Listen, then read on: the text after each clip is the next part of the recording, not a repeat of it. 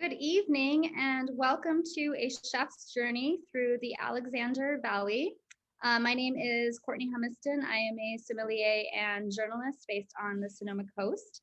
And I would like to thank the Alexander Valley Wine Growers Association for inviting me to moderate this very special series.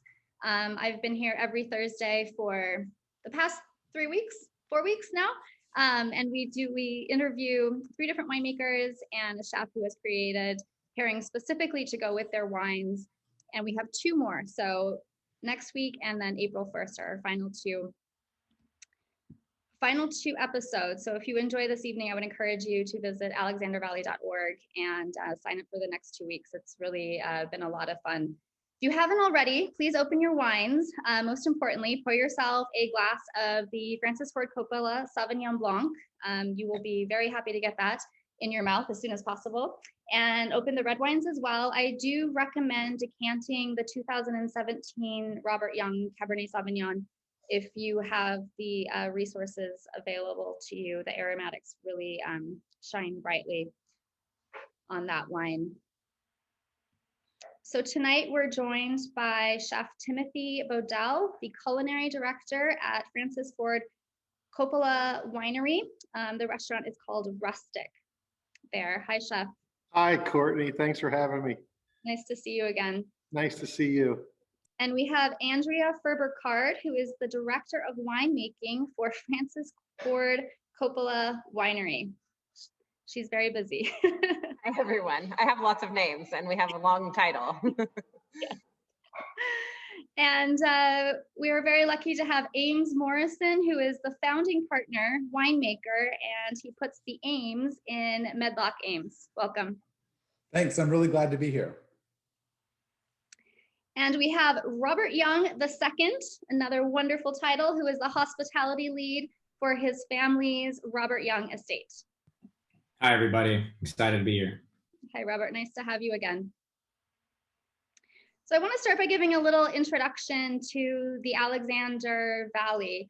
I first became familiar with this region when I was the wine director for a fairly prominent fine dining restaurant in Healdsburg, which is part of the Alexander Valley. And we had a 100% Sonoma County wine list. So studying as a sommelier and being fascinated by the whole world of wines, I thought, oh my gosh, how am I going to make an interesting wine program out of only Sonoma County wines?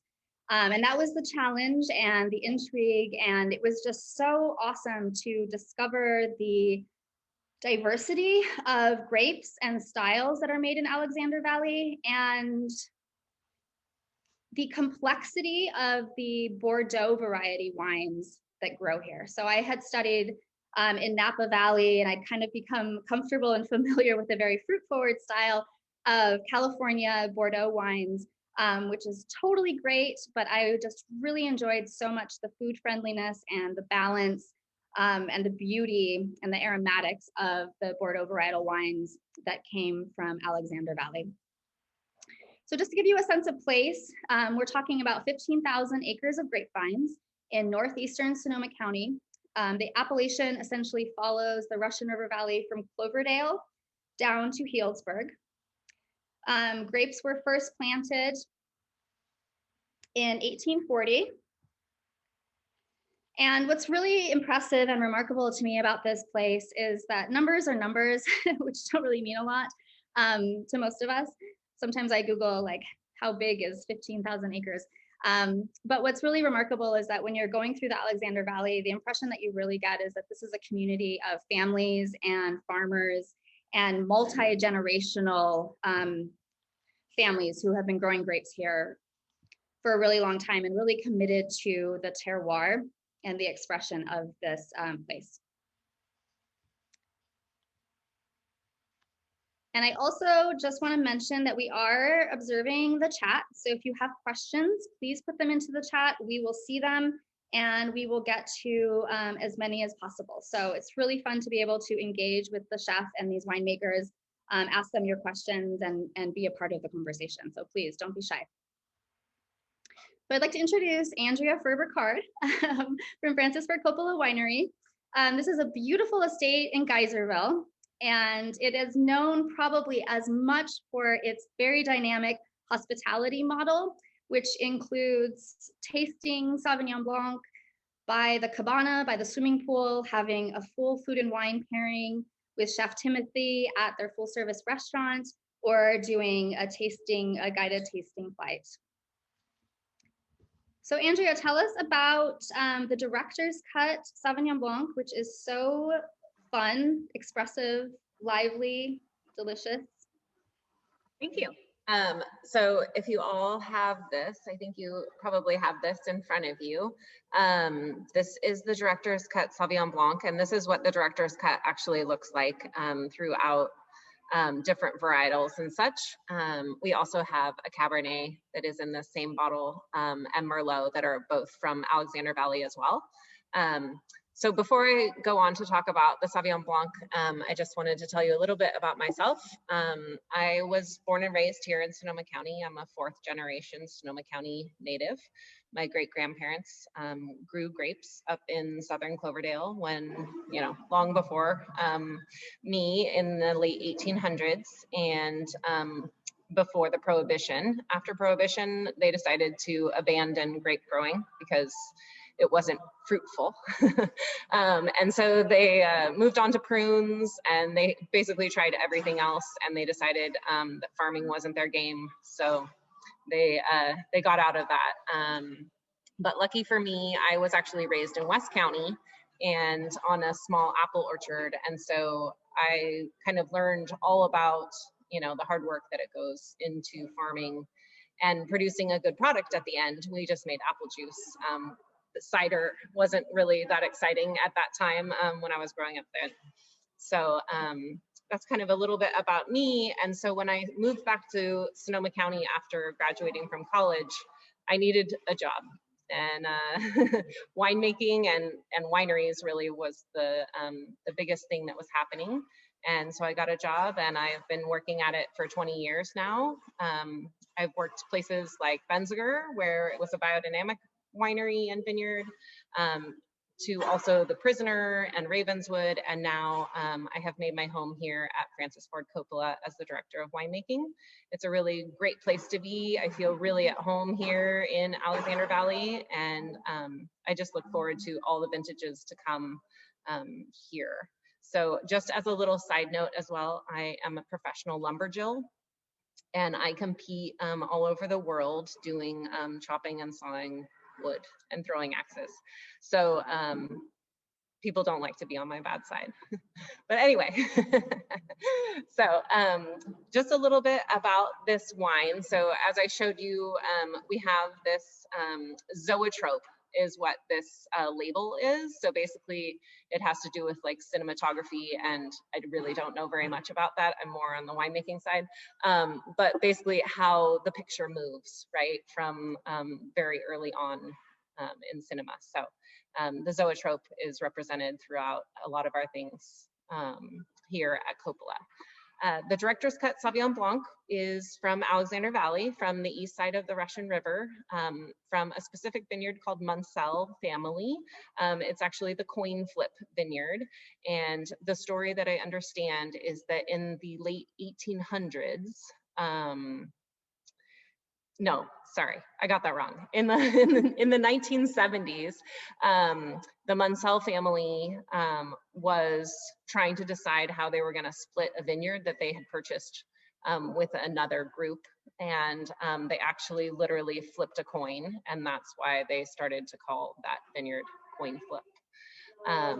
So the vineyard was actually planted in 2007, so it's relatively young Sauvignon Blanc, and it's Clone 1 in YOLO soil series. Excuse me, I'm getting tongue-tied here, which means it's really well-drained alluvial soils, and it really helps to impart a lot of minerality into the wine and complements the crispness of the Sauvignon Blanc. Here in the winery, it is 100% stainless steel fermented. A lot of producers like to use maybe a little bit of oak for roundness or anything to add build a little middle. But we've found that this wine is really just beautiful the way that it is.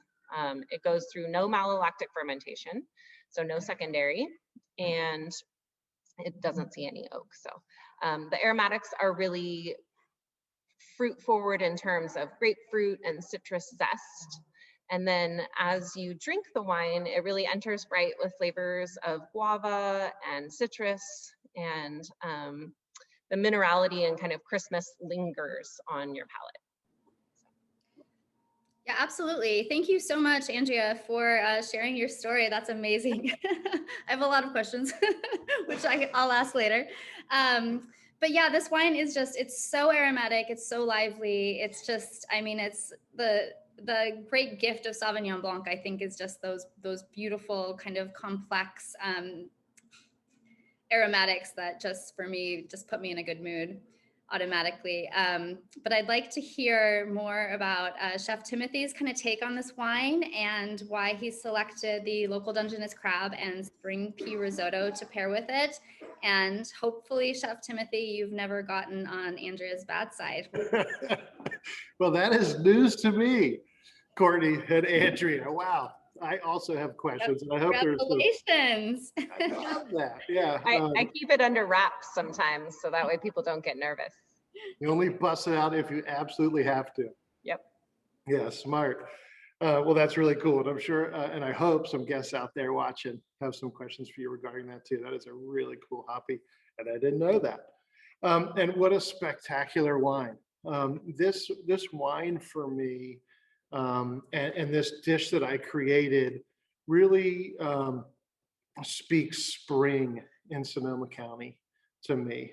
This wine, I love Sauvignon Blanc all times of year, but spring for me, I guess you can't really tell because it's sort of a stormy day outside, but I feel it.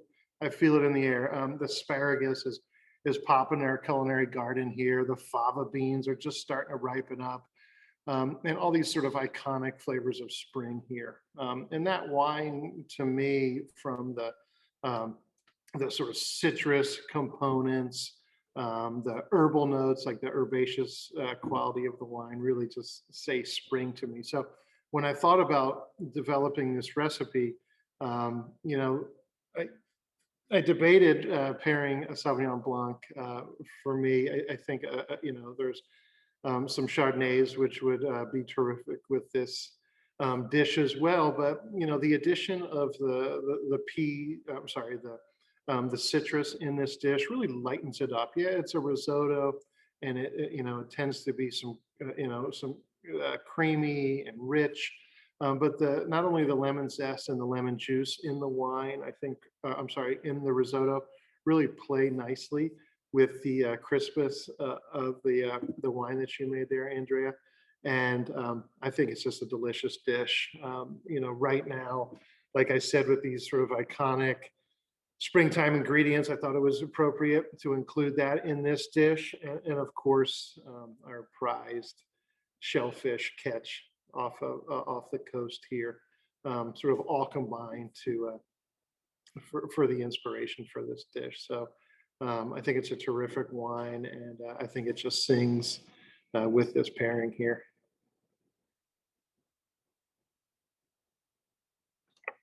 Yeah, thank you, Chef. Was that a little bit of fennel there on the top as well? Exactly, some fennel fronds. So we have a beautiful, I feel very spoiled, as I'm sure a lot of people do, in this amazing lush county that we live in. But we have a beautiful culinary garden right out the back door of the kitchen, and an on-staff culinary gardener. We have some chickens and a robust list of crops that we grow. And I love volunteers. Volunteers in the garden for me, represent strength and the ability to overcome adversity. So yeah, we plucked those from some volunteer fennel from our So culinary. Chef, I think you might have to clarify that a volunteer is a surprise plant, not a free labor. That's right. Well, I'm actually into both of those. So yeah, volunteer, exactly. It's a plant that will just kind of come back year after year and self seeds and spreads on a root level, or spreads through the seeds. So we haven't planted fennel in years, and it'll grow in these beautiful clusters out behind the restaurant. And our gardener, Pat, goes out there and painstakingly separates them all and then replants them in a beautiful bed.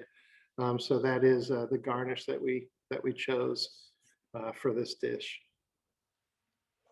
So nice. And I think it plays really well with the aromatics, this wine. So thank you so much.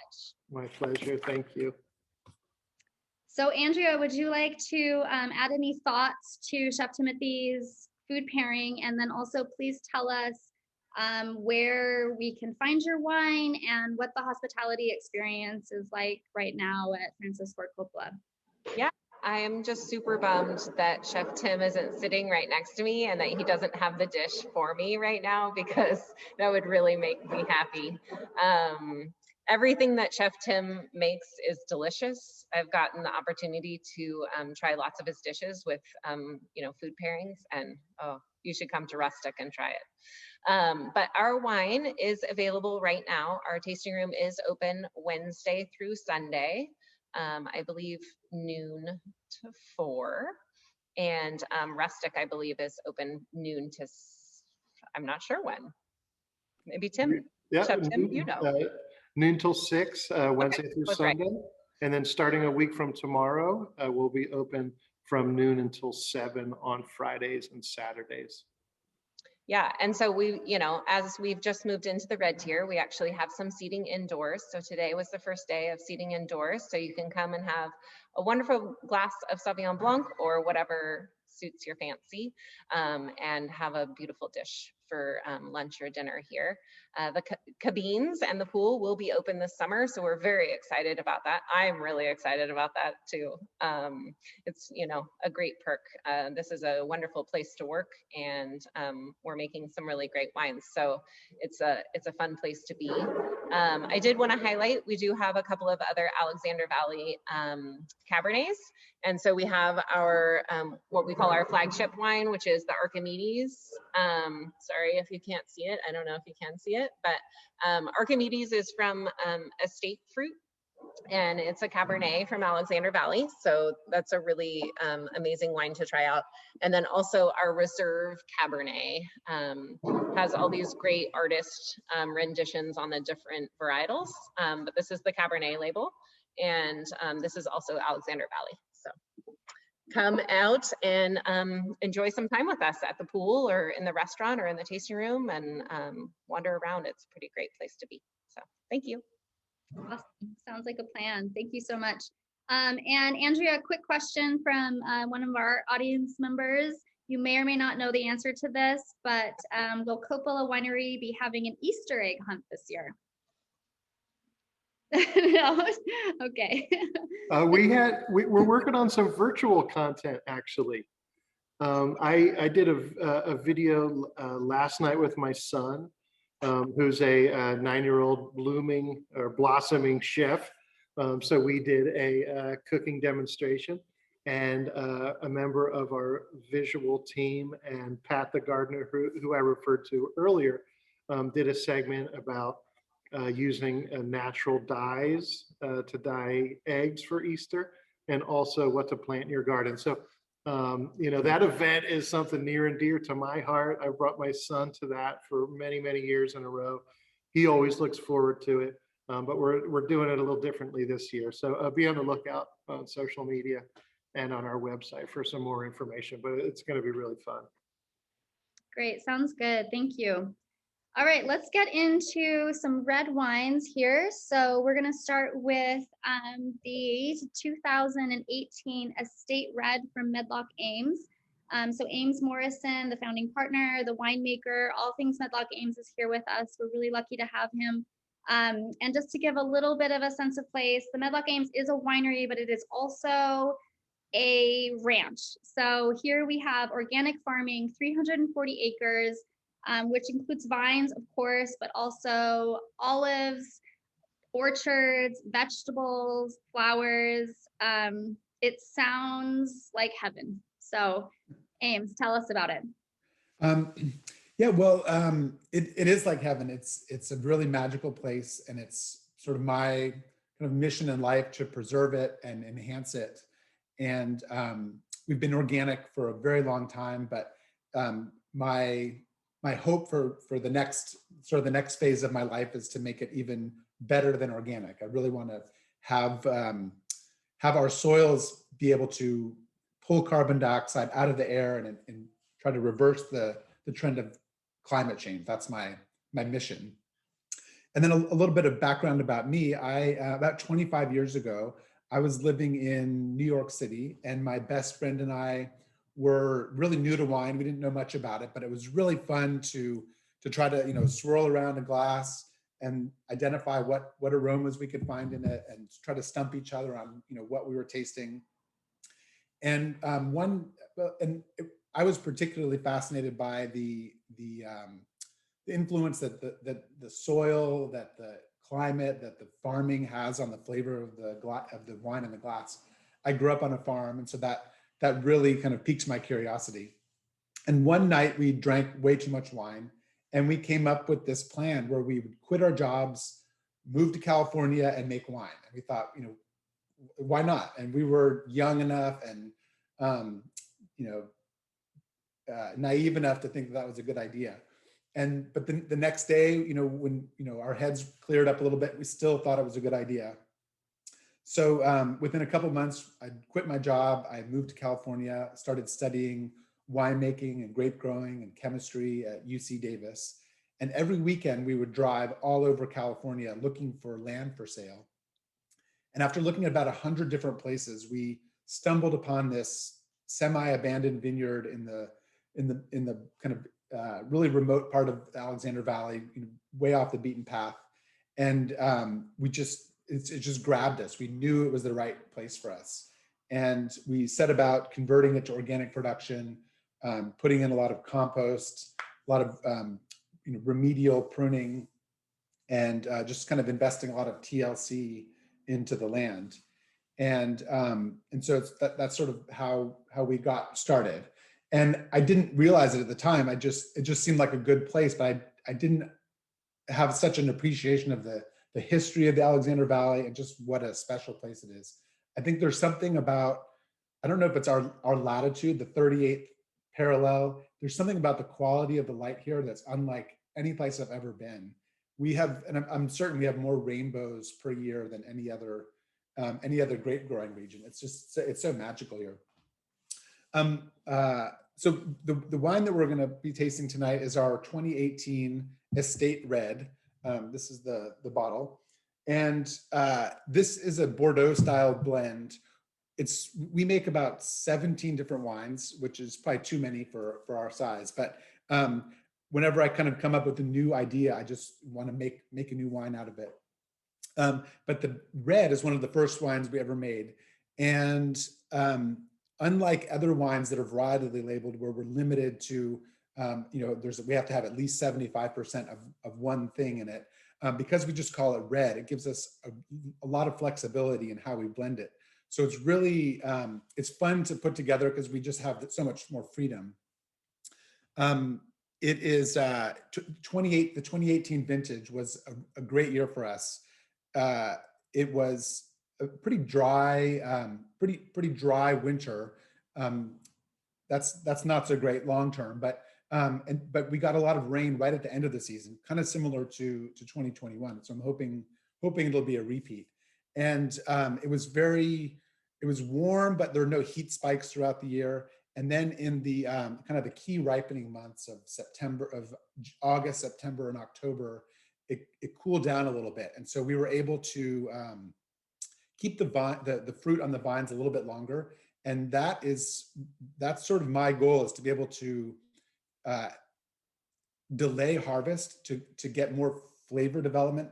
Usually that's a problem because at the same time we're getting more flavors, we're getting and softer tannins, we're getting more sugar, which translates to more alcohol. And that's a trend I'm trying to get away from. But 2018 allowed us to get a lot of flavor without too much alcohol. So and it was a pretty big, healthy crop, which is great because 2019, 2020, 2015 were really low yielding years. So it's nice to get a good, healthy vintage once in a while. The because we're in the southernmost tip of the Alexander Valley, we're a little bit cooler than the rest of the valley. So it's kind of, some years it's hard to ripen Cabernet for us. We're usually harvesting our cabs into November, and sometimes it's a little bit unnerving to drive around the valley and see not one cluster of grapes anywhere and know that I've still got half of my crop still that needs to go. But I've just found that over time that it tastes better when I wait longer. So that's kind of my default. This wine, as I say, it's usually the proportions change a lot from year to year. But in 2018, it's about 70%. Oh, it's right up there. 70% Cab, 19% Merlot, 6% Cab Franc, 4% Petit Verdot, 1% Malbec. And I think it's the only year we use all 5 of the Bordeaux traditional blenders. And that wasn't really by design. We have this sort of zero-based approach to blending. We do it blind, and we try. I kind of know in the back of my mind where it's going to end up, but we always try to be really honest with ourselves and disciplined and do it blind so that we don't let preconceived notions slip into our blending process. We have about 50 different vineyard blocks, and from each block we make 3 wines. We have the free run and then 2 press cuts. So we end up with 150 different blending components. So there's lots of mixing and matching and trying to figure out what makes the blend taste the best. 2018 was our most abundant year, and we actually made more wine than we needed. So we ended up selling a lot as bulk wine, which means that it gave us the opportunity to really pick and choose to use only the very best for our blend. It was kind of hard to pick which ones I wanted to get rid of, but I think the result is is sort of this cream of the crop, and so I'm really happy with our 18. Yeah. Oh, and then I just wanted to make a comment about the zoetrope label at Coppola. My son is 11 years old, and he just took an art class last semester, and he was really frustrated because they had to learn how to make a zoetrope, and he said, "This is so ridiculous. I'll never need to know how to do this. Like, I need to learn how to do online video editing and things like that." But now I want to show him that label. And then I was also Chef Tim. I was wondering if at Rustic you're still doing the a tavola nights at the restaurant. Gosh, I wish we were. We lost a couple of our key actors that would perform that evening. We haven't been able to layer them back into the operation, and we're currently closed Monday and Tuesday. But it's definitely on Mr. Coppola's plate, and he's really hoping that we can bring it back because it was always one of my favorite nights, not only to cook for, just because we could just really just be inspired by the seasons in the culinary garden. But it was such a cool experience to dine at, just with the plethora of dishes and the really high energy atmosphere. So not yet, but we're hoping maybe sometime in the summer we can bring it back. Great. Thanks, Ames. So Ames, I want to pick up on one thing that you said, which is the composition of the wine. Is it the same every year, and you're tasting blind? So I'd like to kind of hear about what the flavor profile or the vision is for this wine every year. Yeah, it is. Like I said, we make 3 different Cabernets. Apart from this is close to a Cabernet. It's 70%, and those are more focused on the varietal. But this one we rely a lot on the blending varietals to soften it out more, make it more round. It's got a little bit more fruit forwardness than our other cabs. Yeah. Okay, great. And we have a very technical question from Dennis, and I'm going to try to answer it. And I would invite any of the winemakers to call me out on my answer, but I'm gonna jump in and see how I do. Specifically with red wines, how does the acidity translate to flavor profiles? Do lower acidity reds have a signature profile? And conversely, do higher acidity reds have a signature also? So in my experience as a sommelier and someone who has dabbles in winemaking, I would say the answer to that question is what acidity really brings to the table is freshness.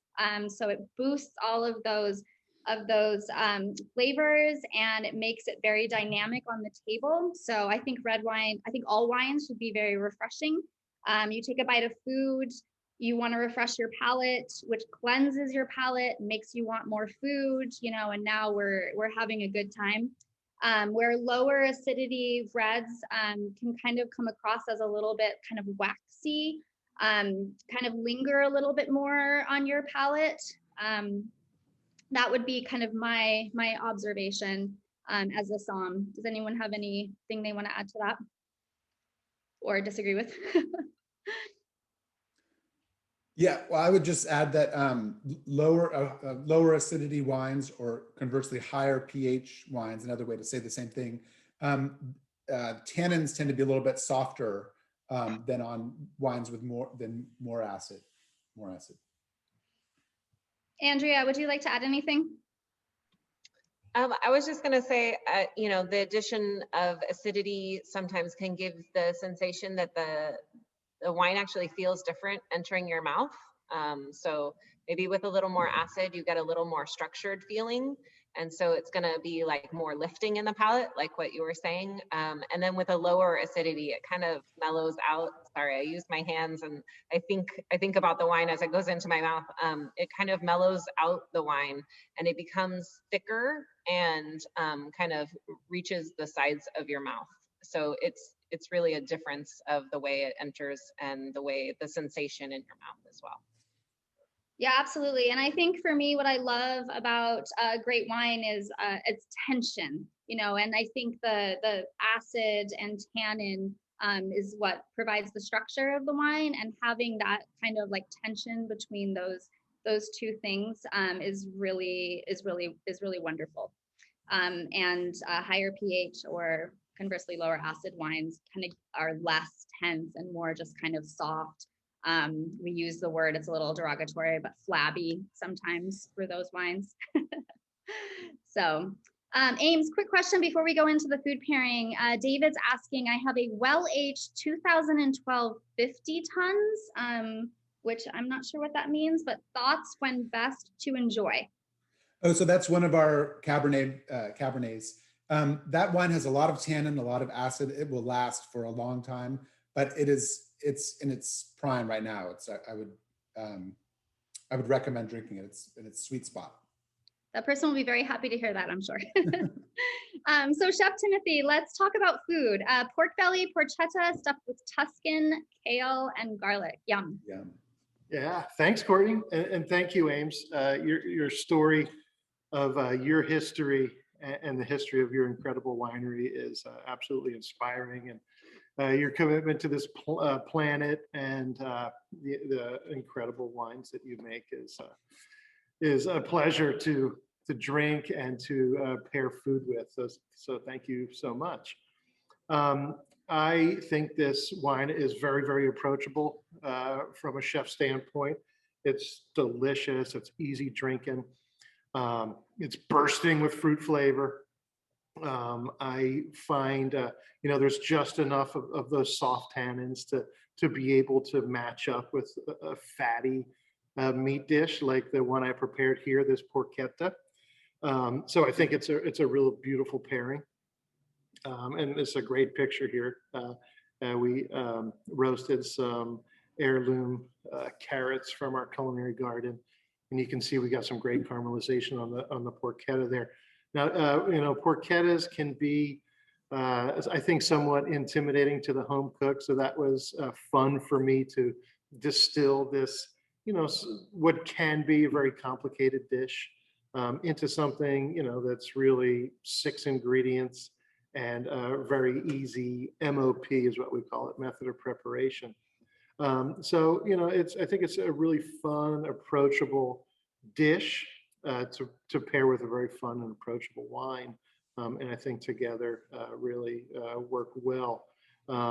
You know, porchetta can be as complicated as deboning an entire pig, and as simple as putting this recipe here that we presented in front of you all. So, you know, a little chef hack that really cuts the preparation time down on this dish and the cook time on this dish. As is, I know we've provided the recipes to our guests. So I challenge everybody to give this a whirl. If you're not comfortable with, you know, fabricating a piece of pork belly, your meat person at your local store or your butcher would be happy to do that. And so we stuff it with some beautiful seasonal greens. That's kind of interchangeable for me. The kale out in the garden just happened to be perfect this time of year before that summer heat starts hitting, and the kale and these winter greens are still nice and tender. And then we just simply wrap it up and tie it with butcher twine. And the way that we can, you know, make it easier and more approachable for the home cook, and also to shorten the cooking time, is we simply just wrap it in aluminum foil, and that creates this steamy environment, locks in all these juices. And then after a period of I think it's 2 hours, you know, the pork is just deliciously tender. You can cut it with a fork, and then we're going to do that reverse sear technique. So once the protein is there and nice and tender and all those flavors have developed, then we're going to remove it and blast it in a very hot oven to start developing that caramelization on the pork. Ames, I think that's just a fantastic wine, and I really enjoyed drinking it and creating this dish for it. And I think it's a real knockout. Thank you. Yeah, thank you so much, Chef. I mean, just as you're talking, I'm thinking, like, as a home cook, like, making this meal is just going to make your entire home just smell so good. Definitely. Yeah, a great way to please and wow some guests, now that we can, you know, maybe start thinking about having some family over at the house. This is something that, you know, you can't rush, but if you give yourself a few hours and you take this out of the oven and slice it and serve it with some simple roasted vegetables, I think will really blow your family away when they get to see it. So nice. Thank you. And Ames, just back to you. How can we buy your wine? And tell us a little bit about your very lovely little tasting room. Well, we are not distributed, so you can only get our wine through our website, or you can email us at info@medlockames.com, or make an appointment to stop by the tasting room. And I think we can do curbside sales, or you can make a reservation for a tasting appointment. And our 10 years ago, we built out our tasting room. It's right sort of in the center of the Alexander Valley, really close to the Jimtown store.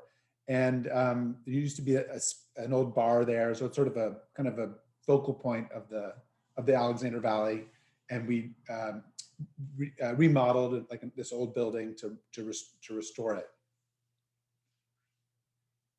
Yeah, excellent. Thank you. It is a beautiful little tasting room, and it is a absolutely 100% necessary pit stop on your journey through the Alexander Valley. So definitely check it out, and thank you, Ames. All right, Robert. Hi, Robert Young II from Robert Young Winery. Wow, what an amazing family and story. They have been living in Sonoma County and farming as the Young since 1852. And Robert Young was the first to plant Cabernet Sauvignon in the Alexander Valley in 1962. So amazing family, amazing journey. And we're very fortunate to hear from Robert Young II today. Take it away. Hi, everybody. Yeah, thank you for having me. Yeah, so I'd love to tell you guys about my family. So my grandfather, Robert, he is third generation on our property. I am fifth. We've been living farming on a ranch for 7 generations now, since 1858. Before we got into the grape business, we were a prune ranch. many of the growers were out here in Alexander Valley. So that's what we grew on our property for a very, very long time. My grandfather came along in 1963, first guy to plant Cabernet Sauvignon here in Alexander Valley, what the valley is known for today. And he started off with a 14-acre block down behind the house, and really just planted cab because it would come in a couple weeks after the prunes were harvested, and it would be an extra cash crop, if you will. Long story short, he made more money his first harvest off of his 14 acres of Cabernet than his 217 acres of prunes he had. So that really started the whole thing. And just, I think about 5 years after that, there wasn't a single prune tree left on the property. And a lot of my family friends will tell me that they thought he was crazy back in the day for ripping out all of his prunes and planting grapes, but it definitely paid off. My grandfather also, he's very well known for his Chardonnay. So that's really what our vineyard was built upon, was a partnership through Chateau Saint Jean. They produced the first vineyard designated label in the country with us. So on their labels, you'd see the Robert Young Vineyards. That was really big, put us on the map. And then on top of that, in 85, I believe, my Uncle Jim and then my grandfather, they developed their own clone of Chardonnay called the Robert Young Clone 17. Today, this clone is the second most widely planted in the US. So very well known for that. But my family didn't start making wine until actually 1997. So that's fairly new in the grand scheme of things. Today, we have 317 planted acres. We're one of the largest family-owned growers here in Alexander Valley. We cherry pick just 5% of our grapes for our wines. So today we still sell 95% others. We of course pick the best for our quality or for our production, and produce 4,000 cases, all sold direct to consumer today. So just like Medlock Ames, the only way you can get us is by going through us directly via the website, coming out to the tasting room, making an appointment. And we're in a handful of restaurants in Healdsburg as well. But this photo here, this is my favorite. So my family just built this beautiful tasting room up on our favorite overlook. That's really our midpoint on the property. Just opened up November 2018. And this is something we've been wanting to do for ever since I was a kid, so 20 years ago. Every single wine we produce now, we can point to that vineyard of where it comes from because it's all estate. But it's just really just a blessing to be able to kind of see our dreams come true, if you will. Amazing. Thank you so much, Robert. Let's get into the wine itself. So walk us through this this Cabernet Sauvignon. Yeah, so the cab is a 2017, comes from right here. So that's just looking out of from our tasting room. 91 Cabernet, a little bit. So I'll say it's 71 Cab, 24 Merlot, a little bit of Petit, a little bit of Malbec, and a little bit of Cab Franc. And aged not too long in French oak. Not too much new French oak as well. What that means is out of our portfolio cabs, we produce 5. This is more on the softer end. So it's more red fruit driven. So think like cherry, cranberry, raspberry notes. You don't necessarily have to have with the meal. It's a little bit more elegant, more fruit driven. Some of our other cabs are a little bit more big, bold, more oak, more tannin. But this one, you're going to think of like cherry, cranberry, raspberry notes, cassis, all that, but very, very nice. And everything's right behind me. There's 3 blocks that we source from out of the 6 that are right here. Yeah, and that's about it for that.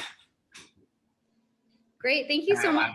Yeah, definitely. What I loved about this was just like the very like floral and berry quality, as opposed to a lot of California cabs that, I mean, not that it's a judgment, but I just love the freshness and the floral characteristics of this wine.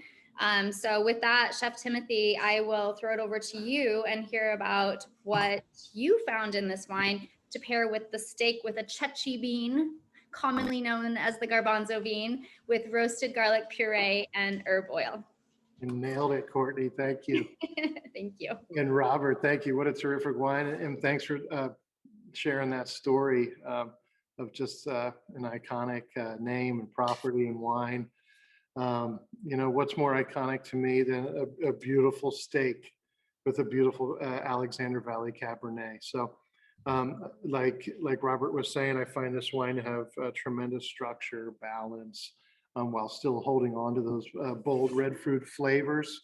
I think the you know, this dish has some fat in it. Whether it's the sear, this is a New York strip, so on the side of the New York strip has that beautiful fat cap, which I love to sort of render down and get nice and crispy and caramelized. And I think you know, the balanced tannins in the wine in general pair nicely with the richness of the fat cap. There you see it on that New York steak there. And also, you know, the richness that comes from the herb oil, which is essentially like a stripped down chimichurri. So some wonderful herbaceous notes. And, you know, just to have some fun, we did it with the chechi bean puree, which adds, you know, some complexities, some roasted flavors, that sort of wonderful bean qualities. So I think, you know, I try to keep the dish as simple as I could. Like Robert was saying, this is a beautiful wine that you can drink on your own, you know, without food. So I wanted to match the intensity of the wine and not have an overpowering dish, but something that worked in unison with this beautiful wine. And I think we have it with this steak dish. Great choice. Yeah, thank you. It sounds so good. I think, you know, as a somm, people ask me a lot about food pairings, and it's like not all meats and not all sauces are created equal, right? So it's like, you know, not all steaks are going to work with all types of red wine. So Chef Timothy, I think it might be interesting for our guests, or maybe just for me, but hopefully for them as well, to maybe talk a little bit about different steaks that go with different types of red wines, Sure. styles of red wine. Mm-hmm. Absolutely. You know, I think generally for me, those higher tannin wines are going to be, you know, more conducive to enjoying with a higher fat steak, whether that's you know, the extra muscular fat cap, as in the case of the New York steak, or of course a ribeye that has that beautiful intramuscular fat that is, you know, sort of those pockets of fat that runs through a muscle that gives this wonderful mouthfeel when you're eating a steak. So ribeye is sort of on the one end of that rich, fatty, intramuscular quality. And one of my favorite steaks. And then, you know, on the flip side of that, then you're gonna look at fillets or sirloins that are really much more lean. So that's kind of how I look at it when it comes to the different steaks. When it comes to the beef, that is that particular animal. That's kind of how I look at it, Courtney.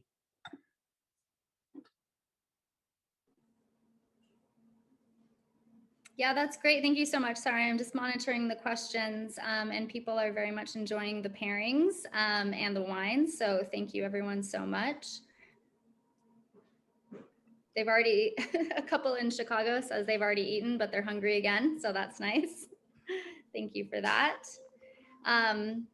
And we're kind of getting towards the end here, but I just wanted to point out, in case anyone missed it, how amazing it is that both Andrea's family and Robert Young's family has this history of just farming in this region and pivoting from growing different types of fruits to growing grapes, because that was the agricultural product that we were just kind of shifting into. And I guess I just kind of want to put it out there to you, Andrea, and to you, Robert, to just kind of talk a minute, if you could, and just kind of share what that feels like to be part of a farming family that, you know, just basically tore up their orchards, their trees, their livelihood, and planted something else, kind of gambling on the fact that this was going to be the best source of the future for your families. Well, I can just say that my family is no longer in farming.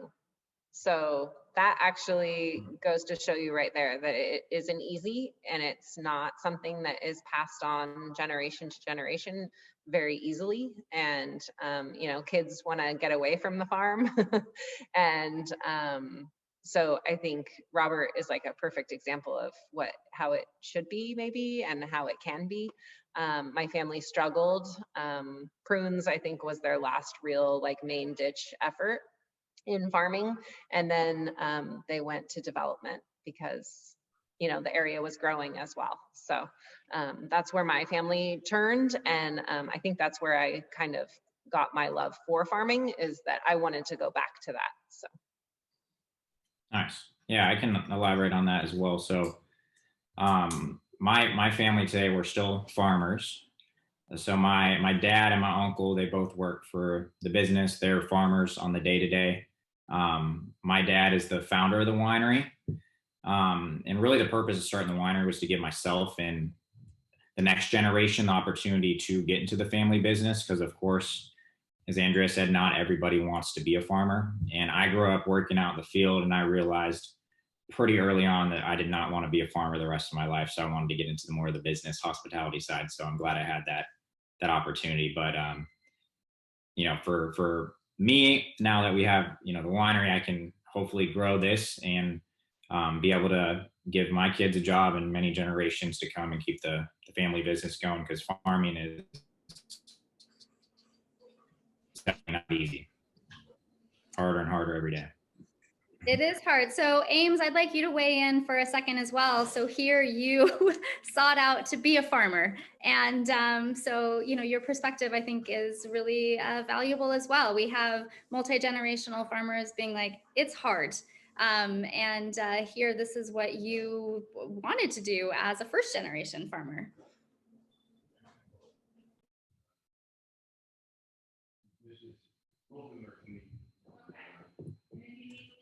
My family's been farming the same land in Virginia for 7 generations. So it's definitely in my blood. But I wanted to try something new, branch out. And I was just sort of so fascinated with wine that's what made me want to farm in this area. That's great. Thank you so much. I mean, one of my kind of mantras with guests in the restaurant, you know, and here we find ourselves in fine dining restaurants with crystal glassware and suits and all of this thing. But I always tell my guests, always, that wine is farming. And the closer you can get connected to the place and the dirt and the people who are doing the harder work, the closer you will get connected to the flavor profiles and the love of wine. So wine is farming. And I think this episode was really special for me to hear from different perspectives, multi-generational and newcomers, but with a farming perspective. As always, this has just been a really great experience. We have a couple minutes left. And I think, Gary, to your question with the farming, I think that we did just answer that. So Andrea loves farming. She's gotten into it. Robert's family is continuing to farm. So I think we answered that question. But I just want to say thank you so much for everyone for joining us tonight, for purchasing wine. Next week, so we just have 2 more tastings of this really special series. So please join us. So next Thursday, same time, same place. And we're going to be featuring the wines of Jim Rickards, who is an amazing owner, farmer, and winemaker for J. Rickards Winery, Justin Sedenfeld, the director of winemaking for Rodney Strong Vineyards, and Jake Hawks, another longtime family farmer and winemaker for Hawks Wine. And Chef Mateo is going to be here, who is a great wine pairing chef and always very amusing. So please go to alexandervalley.org, order your wine, sign up, join us next week. We'll learn a lot, we'll have some fun, and cheers. And thank you for joining us. Cheers, thank you. Thank you.